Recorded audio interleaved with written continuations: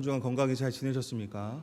네, 다시 이게 코로나가 또 유행한다는 얘기가 진짜 실감이 나는 것 같습니다. 제가 여기서 보니까 마스크를 안 쓰신 분이 더 조금입니다. 거의 다 한 80%가 마스크를 쓰셨네요.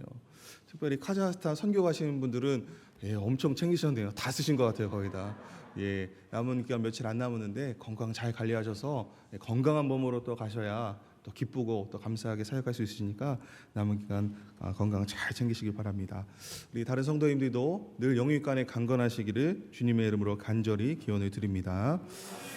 코로나가 유행해서 다시 또 코로나 이야기를 잠깐 드립니다. 코로나 확진을 받았던 93세의 프랑스 할아버지의 이야기입니다. 제가 이전에 한번 말씀드린 것 같은데 이분이 코로나에 감염이 되어서 이 병원으로 이송이 되었고 이 93세 할아버지가 꼬박 하루 동안 이 산소호흡기를 달고 살게 되었습니다. 그래서 상태가 호전이 된 다음에 이 할아버지가 퇴원을 하게 되셨는데 이 퇴원을 우리나라도 그냥 할 수가 없죠. 외국도 그냥 할 수가 없습니다. 정산을 해야 퇴원을 할 수 있게 되었는데 이 할아버지가 무려 치료비로 50만 프랑, 우리나라 돈으로 1억 원의 치료비를 지불하게 된 겁니다. 참 이해할 수가 없지만 그렇게 됐다는 거죠. 근데 할아버지가 이 얘기를 들으니까 갑자기 눈물을 흘리기 시작한 겁니다. 이 모습을 본 의료진들이 할아버지가 큰 비용 때문에 이걸 갚을 수가 없어서 어려워하시는 줄 알고 위로의 말을 건네기 시작했죠. 한참을 지나자 할아버지가 이렇게 말씀했습니다. 저는 제 치료비 때문에 눈물을 흘리는 것이 아닙니다. 저를 살게 한 고작 24시간의 산소 공급 비용이 50만 프랑이라니요. 그렇다면 나는 93년간 무료로 산소를 마시면서 하나님께 얼마나 많은 빚을 졌다는 말입니까? 라고 말씀하셨다는 거죠. 우리가 살면서 아마 숨을 쉬지 않고 산 순간이 단 하루도 아니 단 한 시간도 없을 겁니다. 아무리 마스크를 써도 다 숨 쉬고 계시죠. 여러분 숨 쉬셔야 됩니다. 숨 멈추시면 안 돼요. 숨 쉬어야 됩니다. 그런데 여기 오늘 일어나셔서 이곳에 오기까지 또 우리 이 예배당에서 숨을 쉰다라고 누구도 천고하지 않습니다. 우리가 살면서 지금까지 들이마신 산소의 값을 내야 한다면 어떻겠습니까? 감히 그 값을 지불할 사람이 아무도 없을 겁니다. 우리가 당연하다고 생각했던 것들이 우리 안에서 감사 감각을 둔감하게 만들었고 또 때로는 마비를 시켰습니다.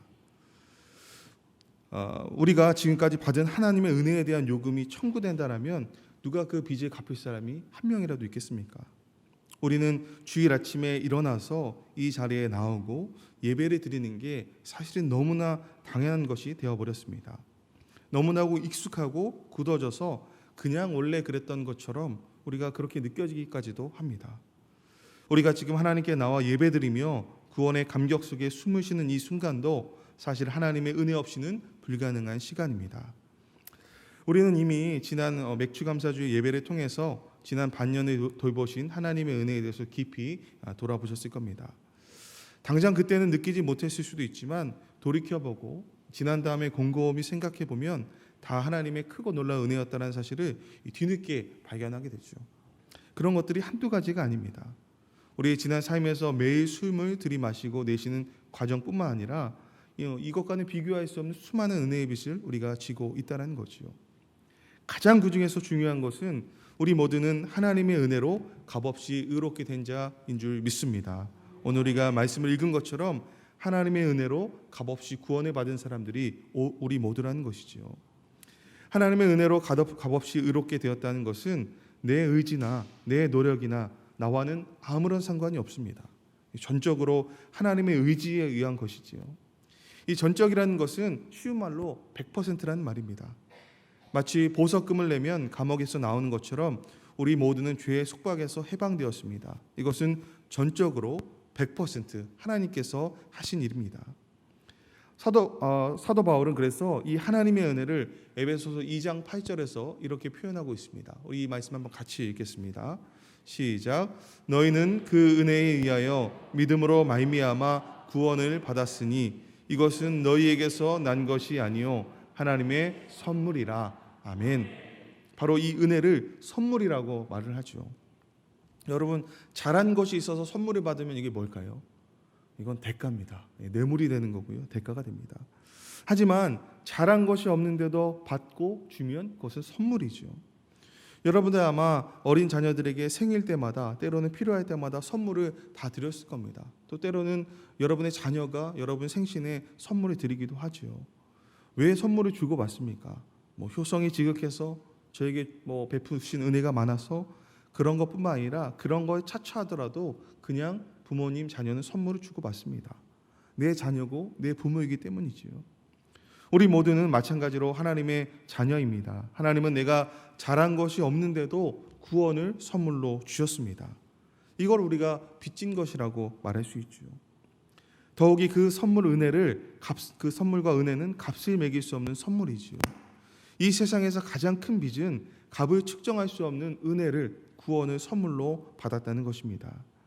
다시 한번 이 아침에 우리가 기억해야 될 사실은 예수님을 통해서 값으로 매길 수 없는 구원의 은혜를 우리 모두가 받은 줄 믿습니다.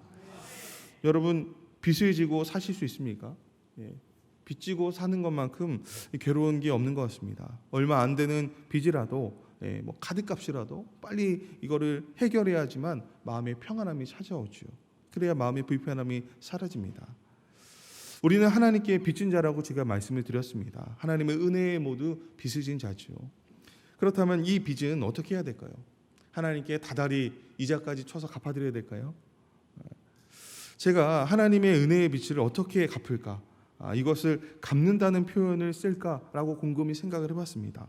당연히 하나님께서 저에게 은혜를 주셨으니까 이 빚을 갚아야 되겠다라는 표현을 쓰려고 생각해봤는데 아무리 생각해봐도 하나님께 은혜의 빚을 갚는다는 표현은 잘못된 표현이라는 생각이 들었습니다. 여러분 우리가 잘 아는 찬양 그 크신 하나님의 사랑, 우리 찬송가 304장의 가사를 보면 하늘을 두루마리 삼고 바다를 먹물 삼아도 하나님의 사랑을 다 기록할 수 없다라고 전하고 있죠. 생각해보면 이 큰 은혜를 갚는다라는 표현은 갚을 수가 없는데 갚는다는 표현은 맞지 않는다라는 생각이 들었습니다. 그러면 하나님께 은혜의 빚을 진 사람은 어떻게 해야 될까 곰곰이 생각해봤죠.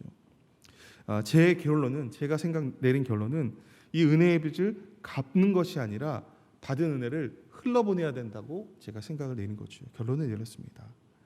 내가 하나님께 받은 은혜의 빚을 내 안에 그대로 두지 않고 그 은혜의 빚을 흘려보내는 것이 마치 은혜의 빚을 갚는 것과 같은 거라는 결론을 내린 거죠. 분명히 말씀드리지만 은혜의 빚은 흘러가게 되어 있습니다. 내가 받은 하나님의 은혜는 다른 누구에게도 흘러보내는 것이 마땅하다라는 것이지요. 은혜가 흘러간다라는 말을 다른 표현으로 하면 주님께서 나를 사랑하신 것처럼 나도 사랑하는 것이고 주님이 나를 용서하신 것처럼 나도 용서하는 것이고 주님이 죽기까지 나를 섬기고 희생하신 것처럼 나도 누군가를 섬기고 희생하는 게 바로 은혜를 흘려보내는 것이라는 겁니다. 이 은혜를 흘러가지 않으면 마치 우리 몸 안에 피가 제대로 흐르지 않으면 피가 막히면 동맥경화에 걸리는 것처럼 영적인 동맥경화에 걸리는 것이지요. 마치 하나님께 값으로 측량할 수 없는 을 빚진 자임을 그 빚진 자라는 사실을 잊고 사는 게 바로 영적인 동맥경화라는 겁니다. 우리가 정말 기억해야 될 것은 우리는 하나님의 은혜를 빚진 자로서 그 은혜를 흘러보내며 사는 것이 이 땅 가운데 우리에게 주어진 사명이라는 것이지요. 그 사실을 기억하면서 사랑하고 용서도 하고 섬김도 하고 희생도 해야 되는 것이 바로 은혜의 빚진 자가 하나님께 은혜를 갚는 그런 삶이라는 것입니다. 마태복음 18장 21절부터 보면 우리가 잘 아는 만달란트 빚진 자에 대한 이야기가 나옵니다. 우리가 아는 것처럼 만달란트 빚진 자가 왕 앞에 나오게 되죠. 이 만달란트는 약 20만 년을 일해야 갚을 수 있는 그런 큰 액수입니다.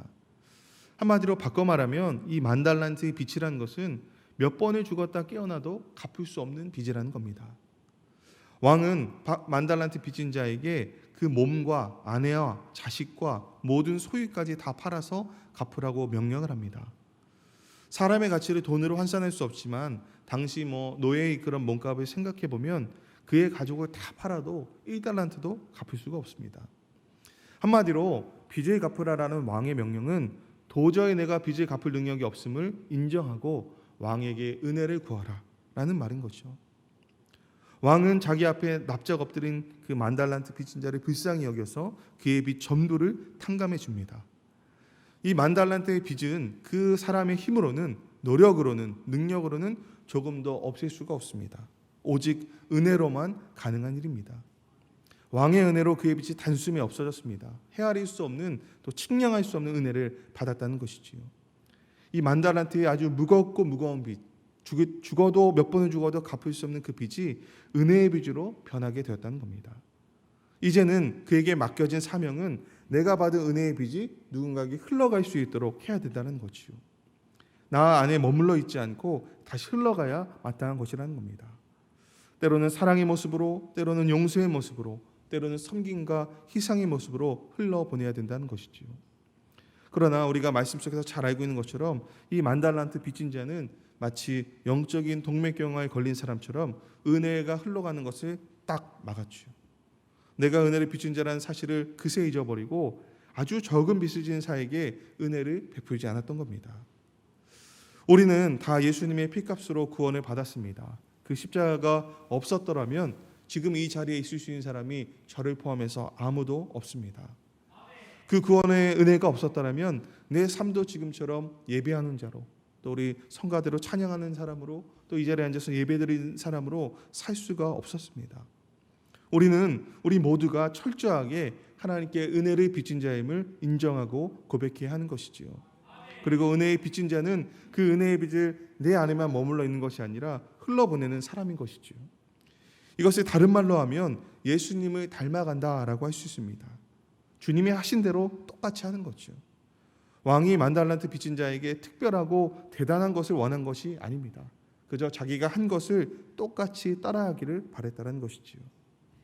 성숙한 성도, 또 변화된 크리스찬은 내가 은혜의 빚진 자임을 아는 겁니다. 제대로 된 은혜의 빚진 자는 은혜를 흘러보내지 않고는 견딜 수가 없지요. 그래서 이 아침에 여러분 성가대로도 봉사하시고, 또 교사로 봉사하시고, 헌금위원, 안내위원, 또 필요한 여러분 맡겨진 자리에서 봉사하시고 섬기는 거지요. 주님이 나에게 하신 대로 하지 않고는 참을 수가 없기 때문에 그 은혜의 빚을 여전히 흘러보내는 삶을 우리가 살고 있다는 거지요. 바로 이 은혜의 빚진 자는 예수님을 닮아가는 사람이고, 그리고 은혜를 흘러보내는 사람이라고 말씀을 드렸습니다. 구체적으로 은혜의 빚진 자는 어떠한 삶을 사는 사람인지 우리 두 가지를 함께 말씀 속에서 나누려고 합니다. 첫째로 은혜의 빚진 자의 삶은 나를 하나님께서 기뻐하시는 거룩한 산 제물로 드리는 삶입니다. 제가 어릴 적에 진짜 하기 싫었던 게 있습니다. 이제 곧 있으면 우리 초등학교, 중학교 학생들이 방학을 맞이하는데 이 방학 숙제를 그렇게 하기가 싫었어요. 방학 숙제가 많은데 그 중에서 제일 싫은 건 이게 뭐라고요? 저랑 다 똑같은 분들이군요. 그 일기가 너무나 쓰기 싫었습니다. 이 매일매일 꾸준히 써야 되는데 이게 방학을 지내다 보면 100% 밀리게 되어 있죠. 그래서 개학 날이 다가오면 야, 우리 동네는 왜 이렇게 비도 적게 오고 홍수도 안 나고 다리도 안 끊어지나 맨날 그런 생각만 했어요.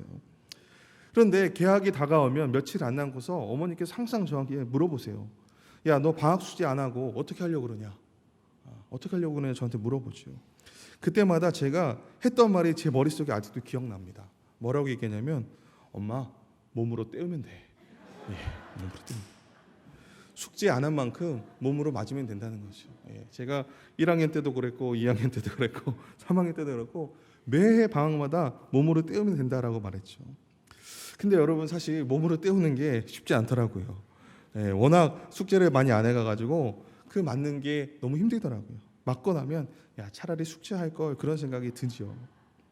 여러분 사실 그렇죠. 우리가 무언가 안 됐을 때 그냥 몸으로 때우면 되지, 그냥 내가 몸으로 해결하면 되지 생각하지만 이게 참 쉬운 일은 아닙니다. 사도 바울은 이 어려운 일을 우리에게 말하고 있습니다. 로마서 12장 1절의 말씀입니다. 이 말씀도 한번 같이 읽겠습니다. 시작. 그러므로 형제들아, 내가 하나님의 모든 자비하심으로 너희를 권하노니 너희 몸을 하나님이 기뻐하시는 거룩한 제물로 드리라. 이는 너희가 드릴 영적 예배니라. 아멘. 이 드리다라는 말은 이 제사적인, 제의적인 언어입니다. 성전에서 제사장이 짐승을 잡아서 하나님께 드리듯이 우리 몸을 하나님께 제물로 바치라라는 말인 거죠. 이 구약 시대 때는 소나 양 같은 짐승을 잡아서 하나님께 예배를 드렸습니다. 그러나 이제는 그런 것이 아니라 나의 몸을 하나님께 드려서 예배를 드리라라고 말씀합니다. 근데 여기서 몸이라는 것은 우리의 뼈와 살로 된 그 육체만을 말하지 않습니다. 그 육체를 포함해서 영과 우리의 전부를 말하는 것이지요. 그래서 사도 바울은 영과 육을 포함한 내 전부를 하나님께 제물로 드리라고 우리에게 말씀하는 겁니다. 사실 제물이라는 것은 산채로 드리는 게 아니죠. 죽여서 드리는 겁니다. 죽지 않은 것은 제물이 될 수가 없습니다. 왜냐하면 히브리서 9장 22절에서 피 흘림이 없으면 사함이 없다라고 말씀했기 때문에 모든 드리는 제물은 다 죽여서 드리는 게 맞습니다. 하나님께서 우리를 처음부터 하나님께 영광 돌리는 존재로 만드셨는데 우리는 하나님 없는 삶, 죄와 함께 지내는 삶을 택하고 말지요. 그러나 하나님은 우리를 그대로 두시지 않았습니다. 버리지 않으셨죠. 하나님께서 예수님의 피값으로 우리를 사셨습니다. 예수님께서 십자가에 피 흘려 죽으심으로 우리의 죄가 다 사해지고 구원받게 된 것이지요. 예수님께서 스스로 내 죄를 사하기 위한 제물이 되셨다는 겁니다. 그래서 아까 말씀드린 것처럼 하나님께 드려지는 제물이 되기 위해서 십자가에서 죽으심을 택했다는 거죠. 그렇기 때문에 내가 하나님께 드려지는 제물이 되려면 사실 내가 죽어야 합니다. 그런 하나님께서 그거를 바라실까요? 그렇지 않죠. 그래서 사도 바울은 우리 몸을 산 제물로 드리라라고 말씀하고 있는 거지요.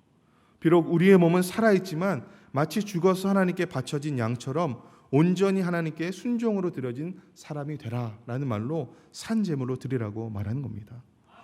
그런데 말씀을 보니까 그냥 산 제물이 아니라 그 앞에 조건이 하나 더 붙지요. 하나님께서 기뻐하시는 거룩한 산 제물이 되라라고 말합니다.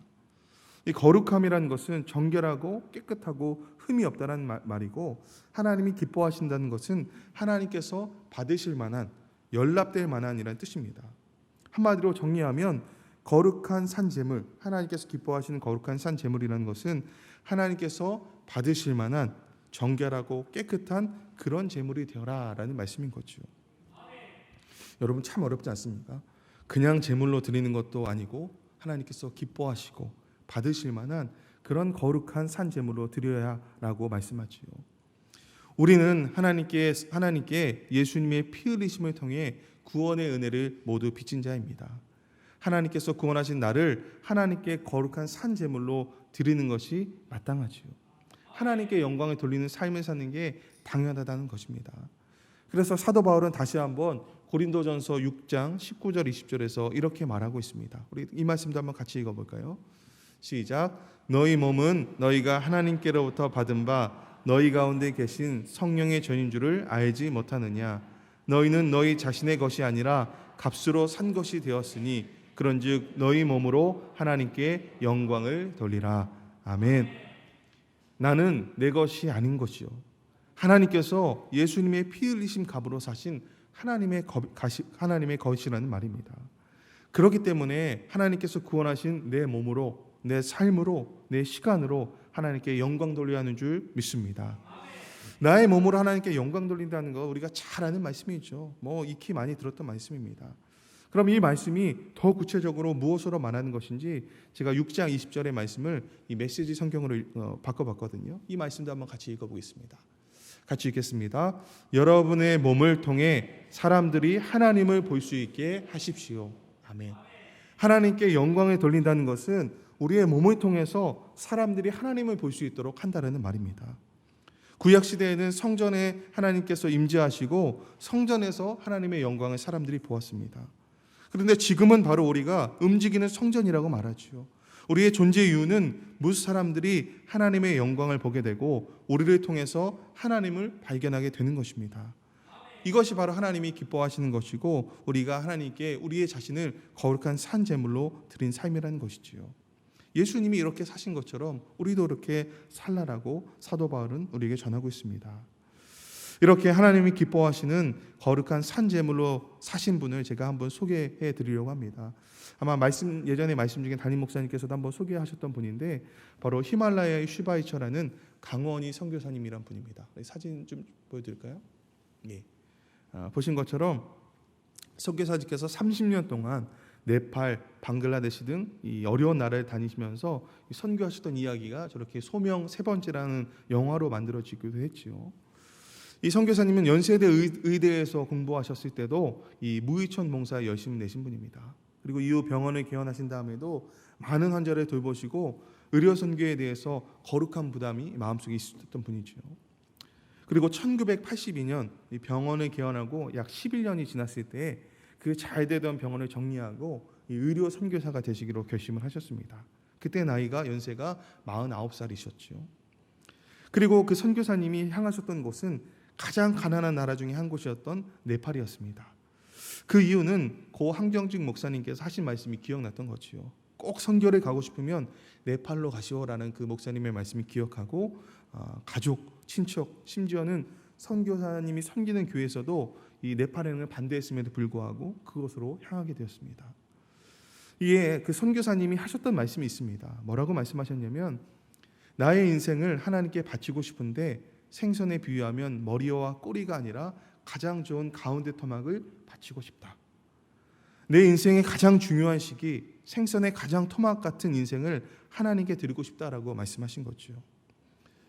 여러분 49살, 50대 정도 되면 아주 의사 중에서도 경험과 노하우가 쌓이고 실력이 쌓인 베테랑 의사겠죠. 아주 가장 실력을 알아주는 그 시기에 선교사님은 결국 아내를 선택하여서 함께 네팔 선교를 떠나시죠. 이 간호사 출신 아내분이 바로 선교사님의 가장 중요한 동역자가 되었습니다. 자신의 피를 수혈해서 환자를 살려내고 환자가 퇴원하면 식료품을 사들고 집에까지 찾아가는 이 선교사님을 현지인들이 바로 히말라야의 슈바이셔라고 불렀던 거죠. 30년의 선교 사역을 담은 에세이에서 선교사님이 또 이렇게 말씀하십니다. 하나님이 부르실 때까지 그렇게 섬기며 살면 되는 것이다. 그러다 보면 하나님이 부르시는 장소가 한국일 수도 있고 네팔일 수도 있다. 하나님이 나를 부르실 자리가 어디든 무슨 상관이겠는가. 언제 어디서라도 하나님이 부르시면 그 부르심을 따를 뿐이다. 살아도 천국이 천국이고 부르시면 정말 천국에 가는 것이 아닌가. 여러분은 무엇으로 하나님께 영광을 돌리시겠습니까? 나는 어떻게 나의 삶을 하나님께서 기뻐하시는 거룩한 산제물로 드리시겠습니까? 하나님께 내가 쓰고 남은 시간, 내 할 것 다 하고 여유될 때 하나님의 일을 하시겠습니까? 우리는 정말 금쪽 같은 시간, 생선의 가운데 토막 같은 가장 중요한 나의 지금 이 시간을 하나님께 드려야 하지 않겠습니까? 내가 아무것도 할 수 없을 때가 아니라 내 몸이 강건할 때 주를 위해서 일해야 되는 줄 믿습니다. 내 두 팔과 두 다리로 하나님께서 원하시는 일을 할 수 있을 때 주를 섬겨야 되는 줄 믿습니다. 다시 한번 우리의 몸을 또 우리의 시간을 나의 삶을 하나님께서 기뻐하시는 거룩한 산제물로 드리시기를 간절히 기원을 드립니다. 내 매일의 삶을 생선의 가운데 토막을 구별해 드리듯이 하나님께 그렇게 올려드릴 때 무엇 사람들이 나를 통해 하나님을 보게 되는 줄 믿습니다.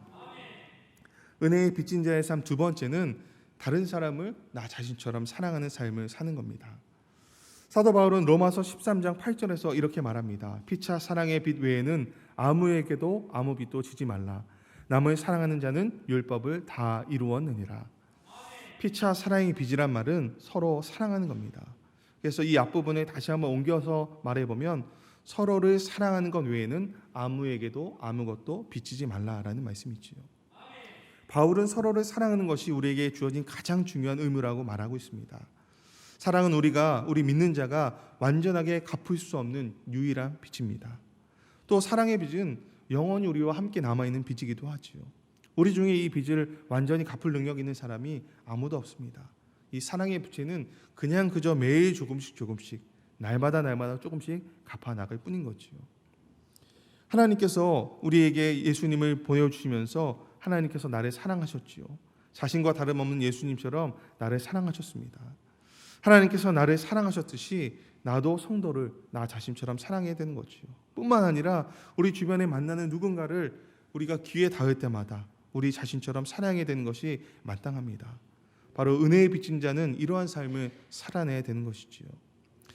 왕이 만달란트 빚진 자에게 원했던 것은 그 유일한 한 가지는 100데나리온 빚진 자를 그저 자신처럼 이해하고 용납하고 용서하고 사랑하는 것이었습니다. 빚진 자는 또 다른 빚진 자를 자신처럼 여기며 사랑해야 되는 것이지요. 이게 바로 은혜의 빚진 자가 살아가야 되는 삶입니다. 제가 이렇게 다른 사람을 내 자신처럼 사랑했던 분 또 한 분을 보여드리려고 합니다. 여러분 아마 TV에서 한번 보신 분이 있을 것 같은데 바로 박누가 선교사님이죠. 이분의 삶이 이 아픈 만큼 사랑한다라는 영화로 만들어졌기도 했습니다. 제가 저 영화를 보고 아주 펑펑 울었었어요. 이 선교사님은 필리핀 오지를 30년 동안 다니시면서 의료 사역을 하셨습니다. 그런데 이분이 선교 사역을 하다가 그만 병에 걸리셨죠. 췌장암을 시작으로 위암 말기, 간경화, 당뇨까지 겪으시면서 이 시한부 인생을 살게 되었습니다. 30세가 넘는 항암 치료를 받으면서도 이 선교사님의 마음과 발은 늘 그 필리핀 오지에 있는 환자들을 향했습니다. 생을 마감하시는 그 순간에도 한국에서의 남은 삶을 포기하시고 한 영혼을 놓치지 않기 위해서 선교지로 향하셨지요. 이 생전에 선교사님이 이런 말씀을 하셨습니다. 사진 한번 보여줄까요? 내가 아픈 만큼 남을 더 사랑하겠다. 아플수록 더 사랑하고 사랑하겠다라는 말씀을 하셨습니다. 여러분, 아파보면 다른 사람의 아픔이 비로소 느껴지지요. 내가 고통을 당해보면 상대의 고통을 헤아려 보게 됩니다. 내가 어려움을 겪어보면 또 다른 사람이 얼마나 어려운지도 알게 되지요. 다른 사람을 정말 나처럼 여기게 되는 겁니다. 아픈 만큼 더 사랑하겠다는 이 선교사님의 말씀이 제게는 어떻게 받아들여졌냐면 내가 받은 십자가의 사랑만큼 더 사랑하겠다라는 말씀으로 제겐 들렸습니다. 그래서 필리핀 사람들은 선교사님을 하나님을 만나게 하기 위해서 하나님이 보내신 분 같다라는 그런 말들을 전했습니다. 어떻게 그 사람들의 입에서 이런 표현이 나왔을까요? 바로 선교사님께서 하나님께서 나를 자신의 독생자처럼 사랑하셨던 것처럼 다른 사람을 그렇게 나처럼 사랑했기 때문이지요. 은혜의 빚진 자의 삶은 결국 주님께서 우리에게 말씀하신 대로 사는 삶이지요.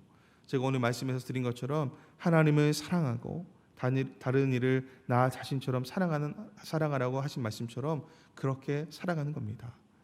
나를 하나님이 기뻐하시는 거룩한 산 제물로 드리는 것은 곧 하나님을 사랑하는 것이고 동시에 다른 이를 나처럼 사랑하는 삶입니다.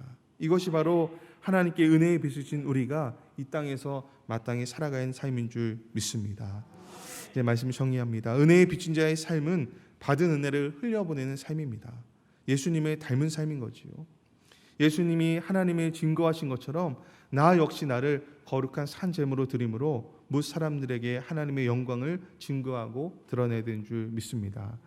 예수님이 나를 사랑하신 것처럼, 아니 자신보다 더 사랑하신 것처럼 나 역시 다른 이를 나처럼 사랑해야 되는 줄 믿습니다.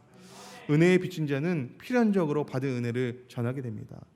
은혜의 빚진 자는 사실 다 전도자고 선교사입니다. 제가 소개해드린 두 분도 다 선교사님이고 전도사셨죠. 특별한 기회가 닿아서 다른 나라에 가면 그곳에서 빚진 자로 선교사로 사명을 감당하면 되는 것이고, 그렇지 못하면 이 땅 가운데서 전도자로 살면 되는 겁니다. 이번 수요일에 우리 카자흐스탄 선교팀이 단기 선교를 떠나게 되시지요. 선교팀 한 분 한 분이 그곳에서 은혜의 빚진 자로 은혜를 흘러보내시는 귀한 사명을 감당하기를 간절히 기원을 드립니다. 우리 먼 곳에 나가지 못해도 또 우리 남아있는 우리는 우리가 있는 곳 어디에서나 은혜의 빚진 자로 살아가면 우리는 또 전도자의 삶을 살아가는 겁니다.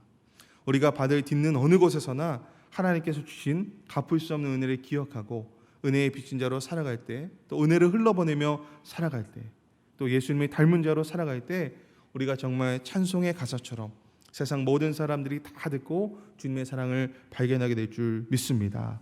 우리가 서 있는 곳 어디서나 가는 곳 어디에서나 은혜의 빚진 자로서 은혜의 빚을 흘려보내며 우리 주님의 사랑을 전하며 살아가는 우리 모두가 되기를 주님의 이름으로 간절히 기원을 드립니다. 기도하겠습니다. 하나님, 우리는 하나님께로부터 갚을 수 없는 은혜의 빚진 자인 줄 믿습니다. 그 은혜의 빚을 우리 안에 가두어두는 것이 아니라 우리가 그 은혜를 흘러보내게 인도하여 주시옵소서. 예수님께서 사신 산처럼 그 삶을 닮아가는 삶이 바로 은혜를 흘려보내는 삶인 줄 믿습니다. 우리 자신을 하나님께서 기뻐하시는 거룩한 산제물로 드려서 뭇 사람들이 우리를 통해 하나님을 발견하게 인도하여 주시옵소서. 예수님께서 자신보다 나를 더 사랑하신 것처럼 우리 역시 나보다 다른 이를 더 사랑하여서 하나님께 받은 은혜를 전하며 살아가게 인도하여 주시옵소서. 우리가 서 있는 곳 어디에서나, 우리가 숨을 쉬는 곳 어디에서나, 우리가 발가는 어느 곳에서나 은혜의 빚진 자로서 받은 은혜를 흘러보내며 살아가는 우리가 모두가 될 수 있도록 축복하시고 인도하여 주시옵소서. 우리를 구원하신 우리 구주 예수님의 이름으로 간절히 기도드립니다. 아멘.